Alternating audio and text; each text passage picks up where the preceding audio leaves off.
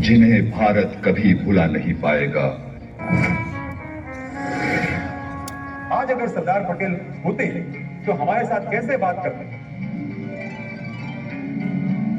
तो चलिए हम बात करते हैं हमारे लॉ पुरुष से। आपने वकालत की डिग्री ली, लेकिन आपने कभी वकालत नहीं की, ऐसा क्यों? देखिए, सत्याग्रह की लड़ाई दो प्रकार की होती है। एक जुल्मों के विरुद्ध और दूसरी अपनी दुर्बलता के विरुद्ध। मैं ठहरा किसान का बेटा, मुझसे किसानों की परेशानी देखी नहीं जाती थी, इसलिए मैंने वकालत की जगह गांधी जी का सत्याग्रह का रास्ता अपना और कूद पड़ा किसानों पर लगा हुआ लगान माफ करवा।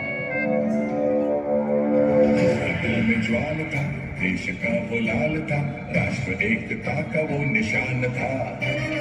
ऐसे शिल्पकार को इतिहास भी नमन करे, उसके दिल में सारा हिंदुस्तान था। खंड खंड जोड़कर अखंड जो सूजन करे, ऐसा देशभक्त वो महान था। ऐसे शिल्पकार को इतिहास भी नमन करे, उसके दिल में सारा हिंदुस्तान था।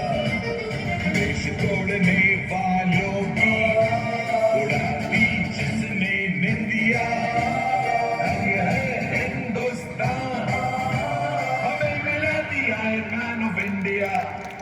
न थी कोई शक, न थी कोई शंका, गुजरात थी भाग्य भारत न डंका। न थी कोई शक, न थी कोई शंका, गुजरात थी भाग्य भारत न डंका।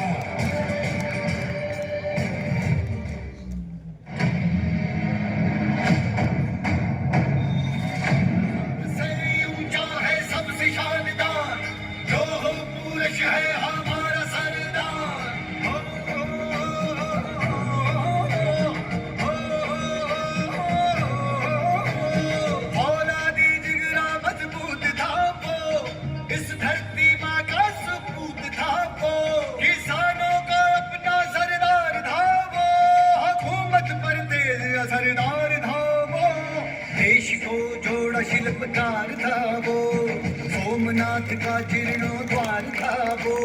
ऋण आज उसका चुका रहे हैं हम, उसे अंबर से ऊंचा, अंबर से ऊंचा,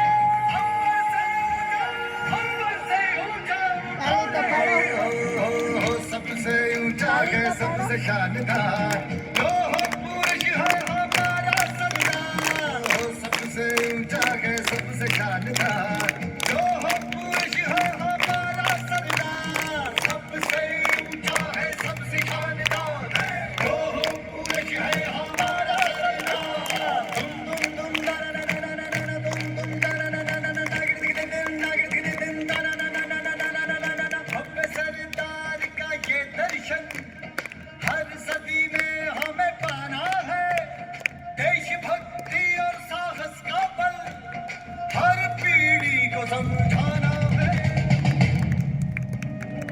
भाई, बारडोली सत्याग्रह के बाद आप बहुत फेमस हो गए थे, आपको सरदार की पदवी दे दी गई। देखिए, हमने जब भी बारडोली का सत्याग्रह किया और उस सत्याग्रह में हमें जीत मिली, तो कुछ महिलाओं ने मिलकर हमें सरदार की उपाधि दी।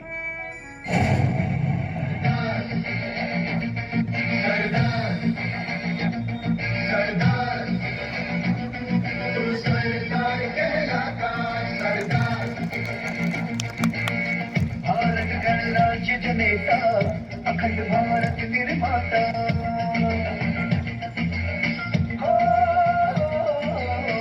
भारत गणराज्य जनता अखंड भारत निर्माता।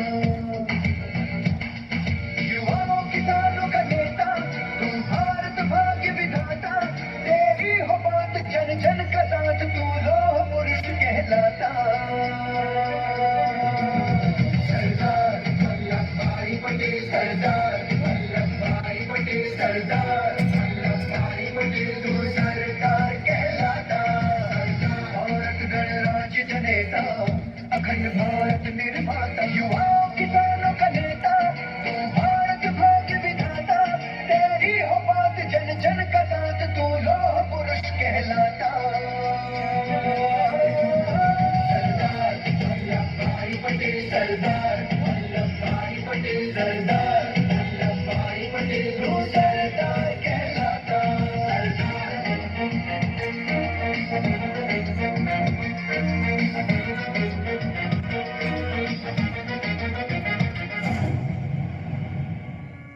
आप हमारे देशवासियों को आज क्या कहना चाहेंगे? देखो भाई, हमारे देश में भले अलग अलग भाषाएं बोली जाती हैं, अलग अलग प्रदेश के हिसाब से अलग अलग रहन सहन हो,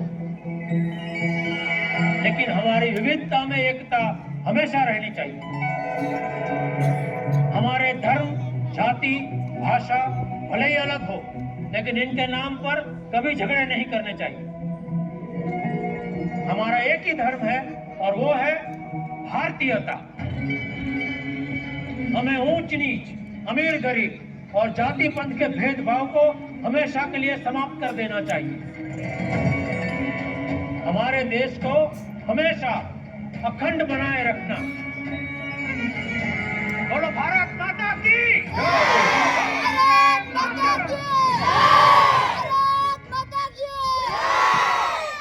सरदार वल्लभ भाई